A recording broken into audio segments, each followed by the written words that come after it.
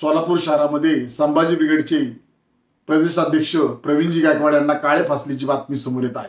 या घटनेचा आम्ही निषेध करत आहोत।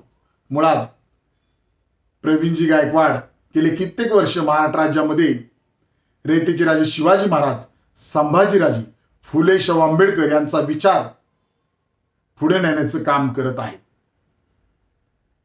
आणि त्यांना आज काळे फासल्याची बातमी समोर येत आहे।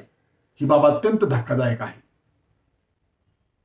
Republican Party of India Sachin Kharat गटातर्फे आम्ही